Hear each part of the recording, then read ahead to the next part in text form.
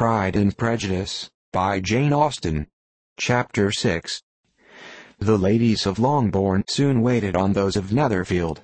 The visit was soon returned in due form.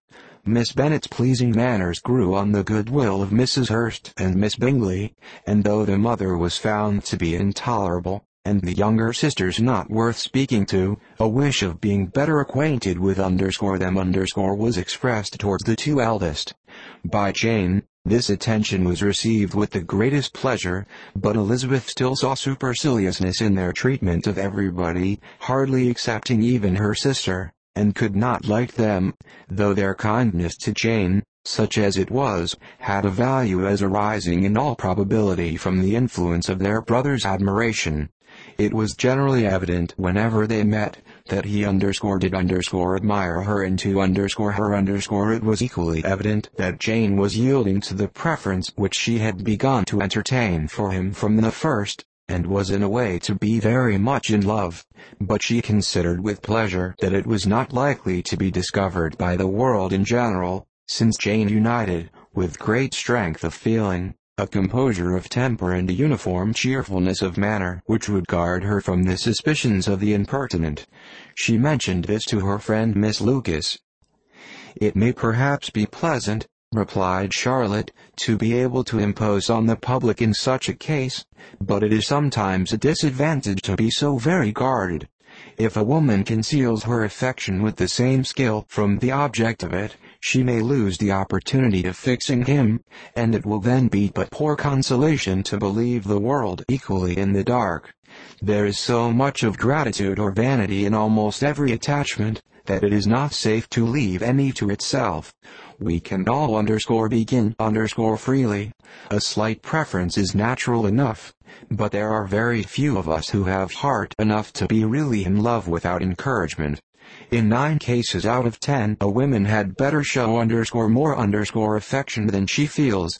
Bingley liked your sister undoubtedly, but he may never do more than like her, if she does not help him on. But she does help him on, as much as her nature will allow. If I can perceive her regard for him, he must be a simpleton, indeed, not to discover it too.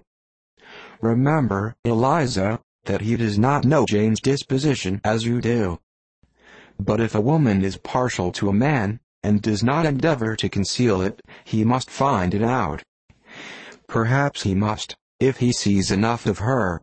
But, though Bingley and Jane meet tolerably often, it is never for many hours together, and, as they always see each other in large mixed parties, it is impossible that every moment should be employed in conversing together. Jane should therefore make the most of every half-hour in which she can command his attention. When she is secure of him, there will be more leisure for falling in love as much as she chooses. "Your plan is a good one," replied Elizabeth, "where nothing is in question but the desire of being well married, and if I were determined to get a rich husband, or any husband, I dare say I should adopt it. But these are not Jane's feelings. She is not acting by design. As yet, she cannot even be certain of the degree of her own regard nor of its reasonableness. She has known him only a fortnight. She danced 4 dances with him at Meryton. She saw him one morning at his own house, and has since dined with him in company 4 times.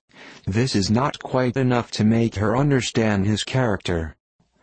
Not as you represent it. Had she merely dined with him, she might only have discovered whether he had a good appetite, but you must remember that 4 evenings have also been spent together, and 4 evenings may do a great deal. Yes, these 4 evenings have enabled them to ascertain that they both like Vingt better than commerce, but with respect to any other leading characteristic, I do not imagine that much has been unfolded." "Well," said Charlotte, "I wish Jane success with all my heart, and if she were married to him tomorrow, I should think she had as good a